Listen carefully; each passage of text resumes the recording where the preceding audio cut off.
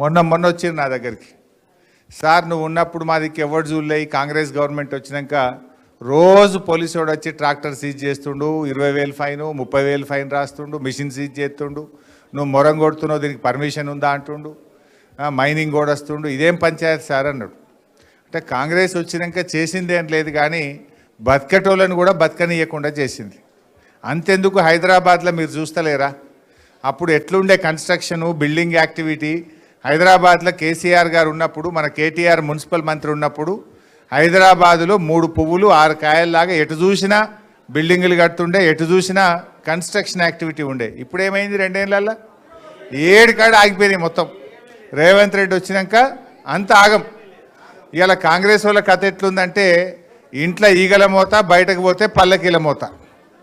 ఈ పంపకాల్లో తేడా వచ్చి మంత్రులు ముఖ్యమంత్రులు రోజు దనుకుంటురు. టీవీ పెడితే కొండ సురేఖ బిడ్డ ఎట్లా తిట్టింది చూసిరా, మొన్న జూపల్లి కృష్ణారావు ఎట్లా మాట్లాడింది చూసిరా. అరే వాళ్ళ పంచుకోవడంలో పంచాయతీలే దిగుతలేవు. మొన్న ముఖ్యమంత్రి క్యాబినెట్ మీటింగ్లో మొత్తం వాళ్ళ బట్టలన్నీ ఇప్పి ఒక తిట్టుకోలేదని ఇవాళ కూడా ఒక పేపర్ పెద్దగా రాసింది.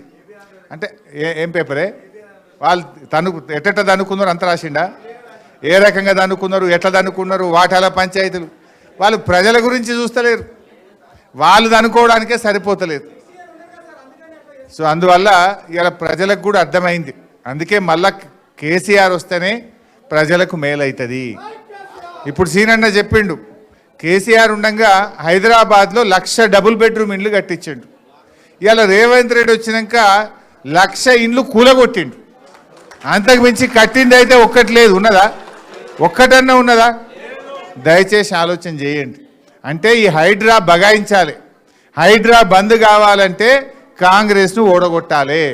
పేదల ఇండ్లు కూలద్దంటే కాంగ్రెస్ను ఓడగొట్టాలి.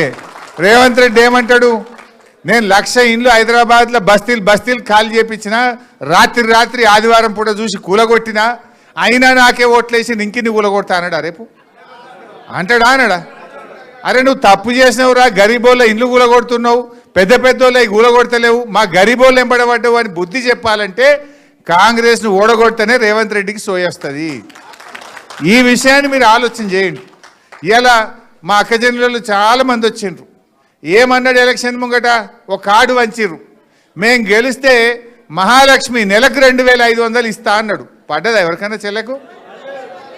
వచ్చినాయా 2,500? ముసలోళ్ళు ఉన్నారు ఇలా. పింఛన్ 4,000 ఇస్తా అన్నాడు, వచ్చింది ఎవరికన్నా? అదే మన కేసీఆర్ గారు ఉండగా 200 పెన్షన్ 2,000 చేస్తా అంటే బరాబర్ చేసిండా లేదా? మరి రేవంత్ రెడ్డి ఏమో 2 ఏళ్ళ మాట తప్పిండా? మరి రేపు ఏమంటాడు, నేను 4,000 పింఛన్ ఇవ్వకపోయినా, అక్క చెల్లెళ్లకు 2,500 ఎగబెట్టినా, నాకే ఓటేసి నీకు ఇచ్చేదే లేదు పో అన్నాడా? మరి బిడ్డ నువ్వు ఎగబెట్టినావు కనుకనే నేను ఓడగొట్టినావు, ఇస్తావా సస్తావా అని మనం గట్టిగా జూబ్లీ హిల్స్ ఓట్లతోని రాష్ట్ర ప్రజలందరికీ వచ్చేటట్టు చేయాలి మనం. మీరు గట్టిగా ఇక్కడ రేవంత్ రెడ్డి గుయ్యం అనిపిస్తే అందరికీ మహాలక్ష్మి వస్తుంది. రేవంత్ రెడ్డి 2 చెంపలు మీరు వాయిస్తే రాష్ట్రంలో అవ్వాతాతలకు అందరికీ 4,000 పింఛన్ వస్తుంది. మీ చేతుల్లో ఉన్నది. రేవంత్ రెడ్డి ఏం నమ్ముకున్నాడు? డబ్బు మూటల్ని నమ్ముకున్నాడు, గుండాగాళ్ళని నమ్ముకున్నాడు, పోలీసు వాళ్ళని నమ్ముకున్నాడు. మరి పోలీసు వాళ్ళు చెప్తే ఓట్లు పడతాయా? పైసలు ఇస్తే ఓట్లు పడతాయా? అందువల్ల దయచేసి వాటన్నిటిని తిప్పికొట్టండి. ఒక్కనాడిచ్చేది ముఖ్యం కాదు, మన భవిష్యత్తు ముఖ్యం. మీ సోదరులు చెప్పినారు, తప్పకుండా నేను కేటీఆర్ గారు కేసీఆర్ గారితో మాట్లాడతాం. ఒడ్డెరలకు రేపు స్థానిక సంస్థల్లో కానీ, రేపు మున్సిపల్ ఎన్నికల్లో కానీ, రాజకీయంగా కానీ, సామాజికంగా కానీ, ఆర్థికంగా పైకి రావడానికి మేము సంపూర్ణమైన బాధ్యత తీసుకొని అన్ని రకాలుగా సహకరిస్తాం. ఆ రోజు మీరు అడగకపోయినా కేసీఆర్ గారు 1 ఎకరా భూమి మనకి ఇక్కడ హైదరాబాద్లో ఇచ్చిండు. ఒక మన కులానికే కాదు, ఉప్పల్ బగాయత్లో ఆనాడు ఎకరం భూమి ఇచ్చిండు. దాని విలువ 10 కోట్లు ఉంటుంది, 25 కోట్లు ఉంటుంది దాని విలువ. అన్ని కులాలకు చిన్న పెద్ద మీరెవరు అడగకుండా ఆత్మగౌరవ భవనాలు కట్టాలి హైదరాబాద్లో. ప్రతి కులానికి కూడా హైదరాబాద్లో ఆత్మగౌరవ భవనం ఉండాలి, ఒక అడ్రస్ ఉండాలి, మాకు ఒకటి ఉన్నది అనేటువంటి గౌరవం ఉండాలని ఏ ముఖ్యమంత్రి ఇయ్యలే, ఏ పార్టీ ఇయ్యలే.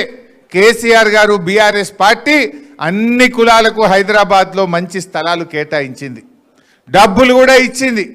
మరి రేవంత్ రెడ్డి వచ్చి 2 ఏళ్ళ ఒక్క ఇటుక పెట్టిండు ఆయన, ఒక్క భవనం కట్టిండా? నేను మొన్న ఆయనకు పేరు పెట్టినా, కటింగ్ మాస్టర్. సీఎం అంటే ఈయన చీఫ్ మినిస్టర్ కాదు, కటింగ్ మాస్టర్ అని పేరు పెట్టినా. ఎందుకు ఈ మాట మీకు గుర్తు చేస్తున్నా అంటే, ఈయన ఎక్కడ ఒక కొత్త బిల్డింగ్ కట్టింది లేదు, ఓ కొత్త స్కీమ్ పెట్టింది లేదు. ఉన్న కేసీఆర్ టైంలో కట్టిన బిల్డింగ్లకు పోయి రిబ్బన్ కత్తిరించుడు, కేసీఆర్ గారు పెట్టిన మంచి పథకాలకు కత్తెర పెట్టుడు. ఇప్పుడు మీ కోడలో మీ బిడ్డనో కొండాపూర్ దవాఖానలో కాన్పుకు పోతే కేసీఆర్ కిట్ ఇచ్చి అన్నం పెట్టి ఆటో కిరాయి లేకుండా తల్లిని బిడ్డను ఇంటికాడ దించిందా లేదా ఆ రోజు? ఇప్పుడు రేవంత్ రెడ్డి వచ్చి 2 ఏళ్ళ కేసీఆర్ కిట్ ఉన్నదా? వస్తుందా? 13,000 రూపాయలు వస్తున్నాయా? బంద్ అయిపోయింది. బతుకమ్మకు చీరలు వచ్చినాయి కేసీఆర్ ఉండగా, ఇప్పుడు వస్తున్నాయా? బంద్ అయిపోయినాయి. ఏది చూడు అన్ని బందే. పిల్లలు చదువుకుంటే ఫీజు రియంబర్స్మెంట్ రావాలి, అది బంద్ అయిపోయింది. ఏ పథకం కూడా లేకుండా ఉన్న పథకాలకేమో కత్తెర పెట్టిండు, కేసీఆర్ కట్టిన బిల్డింగ్లకేమో రిబ్బన్లు కత్తిరిస్తుండు. ఆత్మగౌరవ భవనాలంటే గుర్తొచ్చింది. మా తలసాని సీనన్న ఇంట్రెస్ట్ తీసుకొని యాదవులది కుర్మలది బ్రహ్మాండమైనటువంటి భవనం, ఆత్మగౌరవ భవనం కట్టించినాం మనం. కాకపోతే మనం ఇనాగ్రేషన్ చేయలే. సరే చేసుకుందాంలే, మన గవర్నమెంటే వస్తుంది అనుకున్నాం. రేవంత్ రెడ్డి పోయిండు, గెలిచినాక ఆయన మీటింగ్ పెట్టి ఆయన్నే జాగిచ్చినట్టు, ఆయన్నే కట్టినట్టు, మొత్తం చెమట పడ్డట్టు ఇక రిబ్బన్ కత్తిరించుకుంటే పోజులు కొడుతుండు. ఒక్క భవనానికన్నా ₹1 ఇచ్చినావా రేవంత్ రెడ్డిను? ఏ బీసీలకు ఇలా మొసలి కన్నీరు గారుస్తున్నావు 42% అని మోసం చేసినావు బీసీలను. ₹1 అన్న బీసీల ఆత్మగౌరవ భవనానికి రేవంత్ రెడ్డి గారు ఇచ్చారా అని నేను అడుగుతా ఉన్నా. ఒక్క పైసా ఒక్కనాడు రివ్యూ చేసినవా? ఒక్క గజం జాగిచ్చినవా? కేసీఆర్ గారు మంజూరు చేసి జీవోలు ఇచ్చి పనులు జరిగిన వాటికి కూడా ₹1 బిల్లు ఇవ్వకుండా ఎక్కడికక్కడ పనులు ఆపేసినావు. నిజంగా బీసీల మీద ప్రేమ ఉంటే, చిత్తశుద్ధి ఉంటే బీసీ ఆత్మగౌరవ భవనాలకు కేసీఆర్ గారు నిధులు ఇచ్చిండు, మంజూరు చేసిండు. ఆ పనులు పూర్తి చేయాలని చెప్పి నేను ఈరోజు డిమాండ్ చేస్తా ఉన్నా. ఇంకా చాలా విషయాలు ఉన్నాయి కానీ నేను ఎక్కువ విషయాల్లోకి పోకుండా తప్పకుండా మీ ఒడ్డరులకు కేటీఆర్ గారు, నేను, తలసాని సీనన్న మేమందరం బాధ్యత తీసుకొని రేపు రాజకీయంగా ఆర్థికంగా మీరు పైకొచ్చే విధంగా అన్ని రకాలుగా సహకరిస్తాం. మీరు కూడా చాలా మంచి జాతి, మొండి జాతి, మాట తప్పని జాతి, బండ జాతి, మొండి జాతి, మాట తప్పని జాతి. మీరు మీ ఓట్లు ఎట్లా వేస్తారు నాకు నమ్మకం ఉన్నది.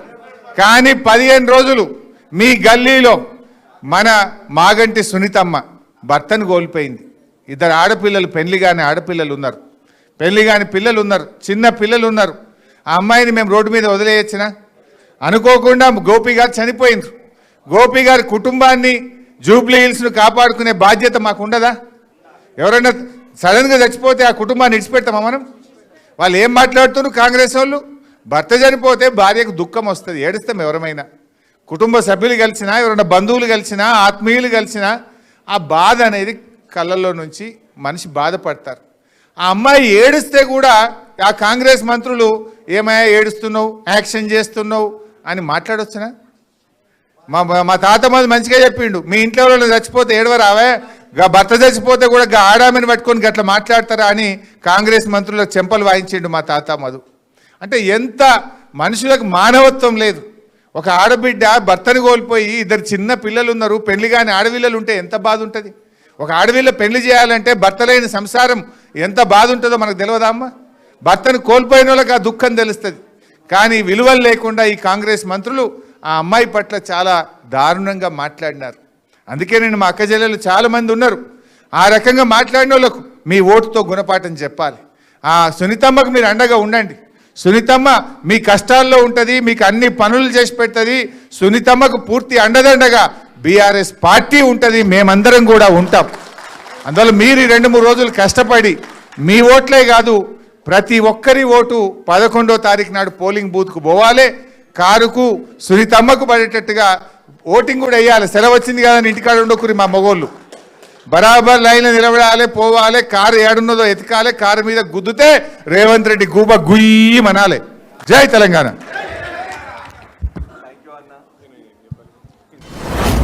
మీ వ్యాపారం అభివృద్ధి కావాలని కోరుకుంటున్నారా? అయితే వెంటనే క్యూనస్ని సంప్రదించండి. Schools, colleges, banks, shops, office promotions, land promotions, political promotions, restaurant promotions, hospital promotions, పుట్టినరోజు వేడుకలు, శుభకార్యాలు, వ్యాపారాలు ఏవైనా, సందర్భం ఏదైనా ఇప్పుడే క్యూనస్ ద్వారా తెలియజేయండి. మీ వ్యాపారాన్ని అభివృద్ధి చేసుకోండి.